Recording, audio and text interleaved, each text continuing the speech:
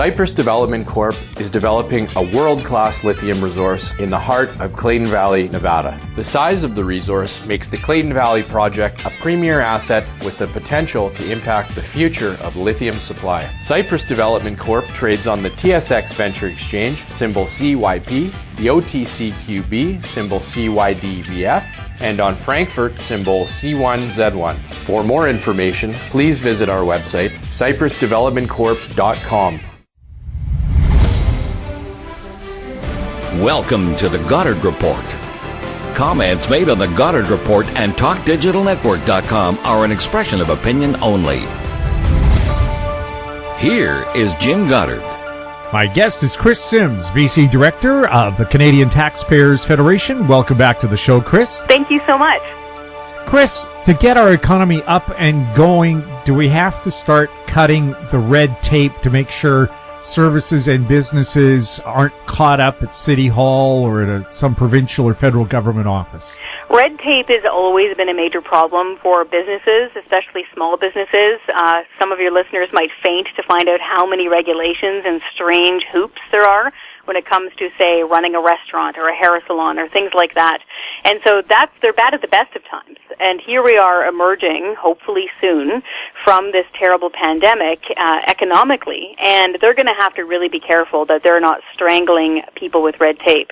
So to give you an example, we know, for example, that restaurants and some pubs and bars are able to deliver and or hand out beer and wine along with their food orders for takeout.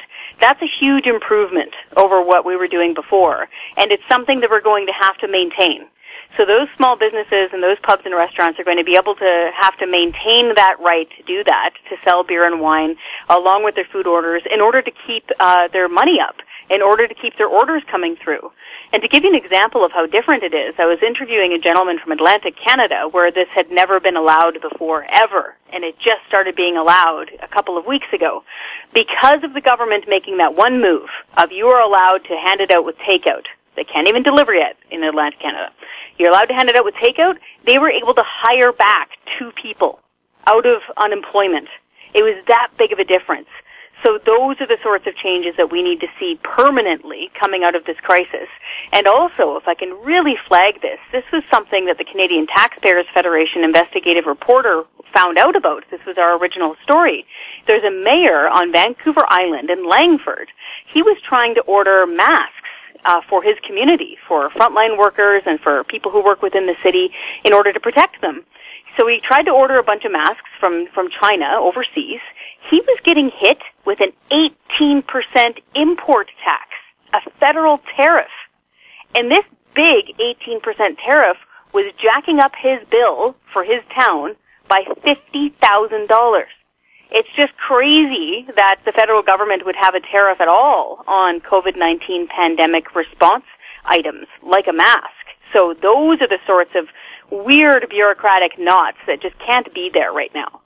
Aren't tariffs usually designed to protect your domestic industry? How many protective masks are being made in Canada right now? You know, that's a darn good question. We saw a lot of manufacturers coming forward with offers to help, and we saw quite a few headlines, you might remember, about 3 weeks ago or so, of people saying we got to start manufacturing here at home. We'd like to know what percentage of these masks and gowns and gloves are being made now in Canada. Which ones say made in Canada on the side of the box? Because right now we're hearing from people who are still saying things like, hey, one of the only manufacturers and importers of this stuff is China, and we need to get the stuff, so we need to order it. So we want to know how much is actually being made here in Canada. Aren't something like 80% of our prescription drugs or the ingredients for prescription drugs made in India and China? Great question, and it's another one of those major things where you're trying to import really vital things like prescription drugs, and here we are dealing with overseas things. Now, generally, free trade and global trade is a great thing. It's prevented things like famine, for example. We're no longer stuck with just eating what we grow at home or just using what we can manufacture at home. If you have a lack of it here at home, whatever that product is, the fact that you can buy it from somewhere around the world is wonderful most of the time. But here we are in the middle of this health pandemic. We need healthcare items like masks and gloves and there's a big holdup on this stuff and a major federal tax, there's no reason whatsoever that the federal government should be making any dough on this, on import fees. And apparently there's some weird list that you need to sign up for somehow through Border Services or Health Canada, they're not sure which, to get an exemption. Major importers don't even know about this. So there's a big bureaucratic mess there that they need to fix. And next time we have to deal with something like this, let's hope we never do, but let's be practical, we got to have our game plan on. We can't be doing this sort of stuff. Also, a problem with goods from China in general, but medical goods, we're finding a lot are either poorly made or are counterfeit.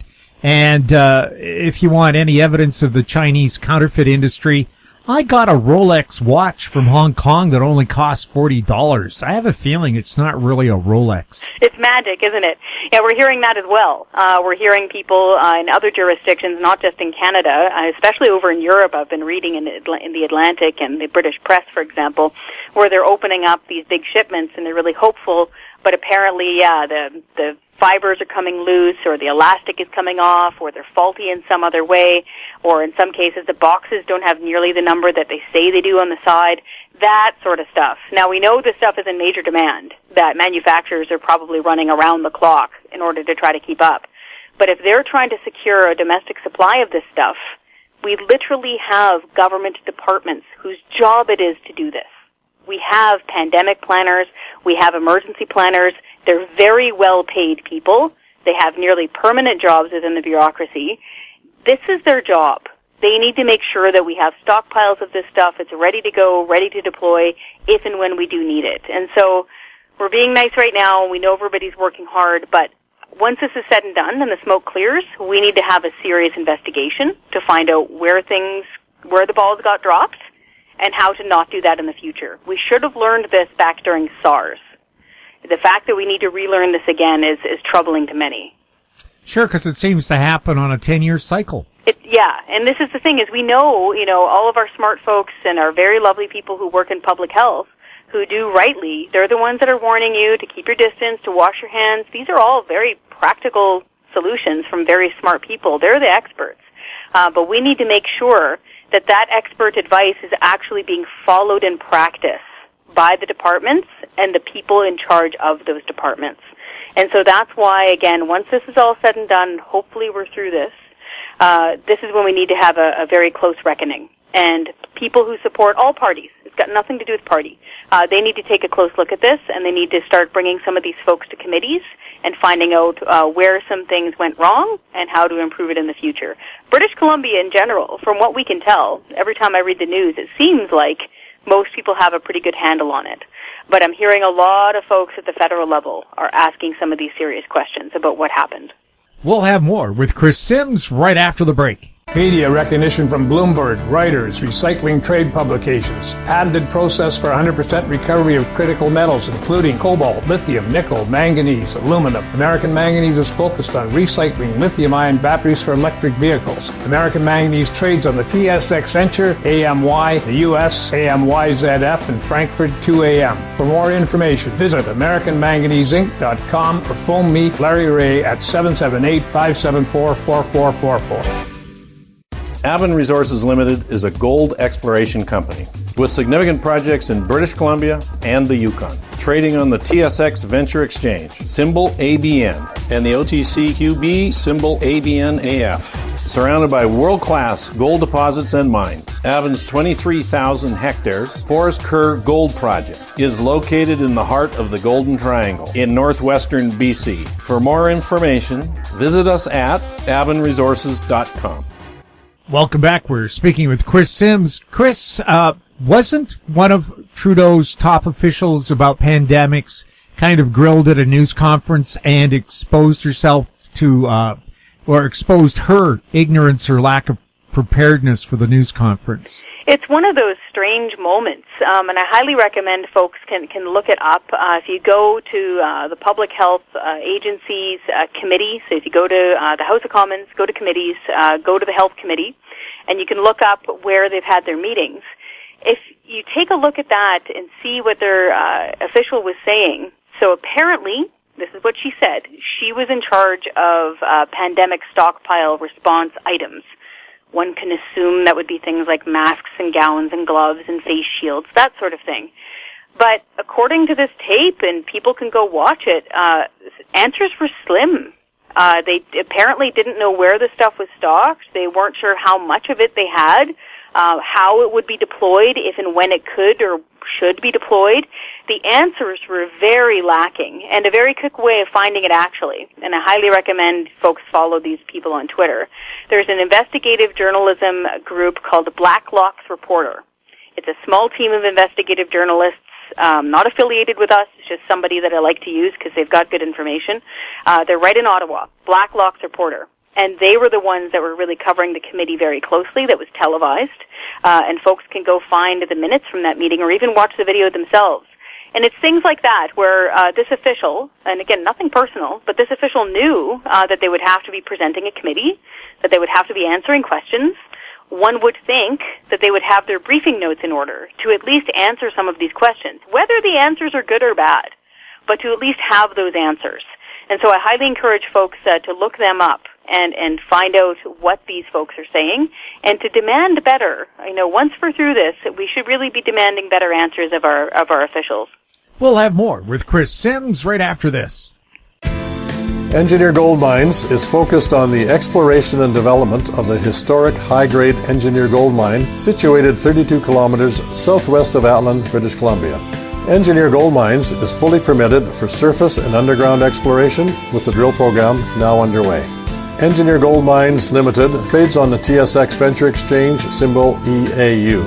For more information, please visit us at engineergoldmines.com.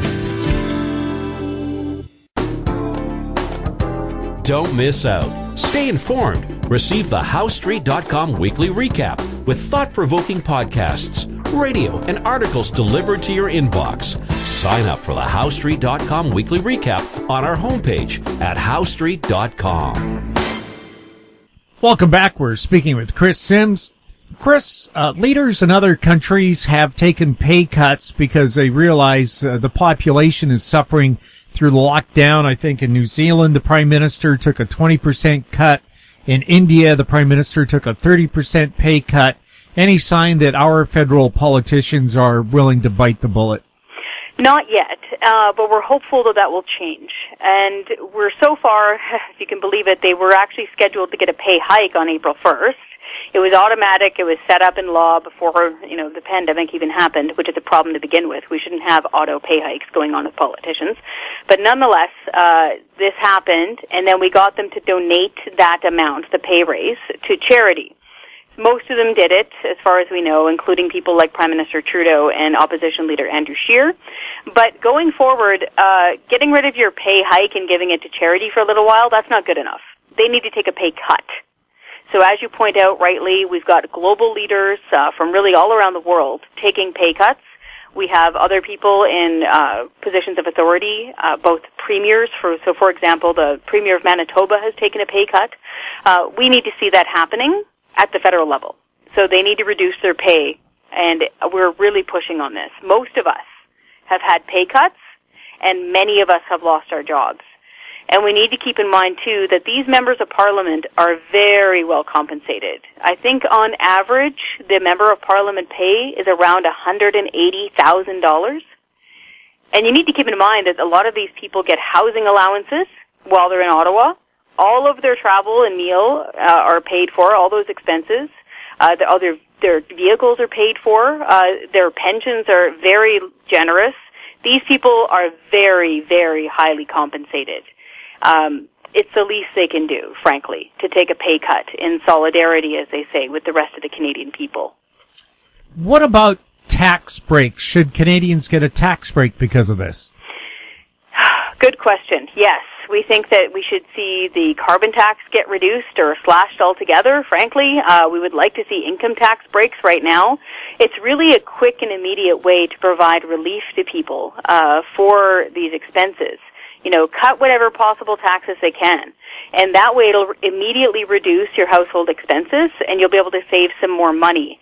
What we need to reckon with is that when they're making big announcements, like billions of dollars for students to replace the income that they might have had over the summer, we're going to have to pay for this. all of us, everybody listening right now who is a working Canadian who pays taxes, is going to have to pay for this. And our debt is ballooning.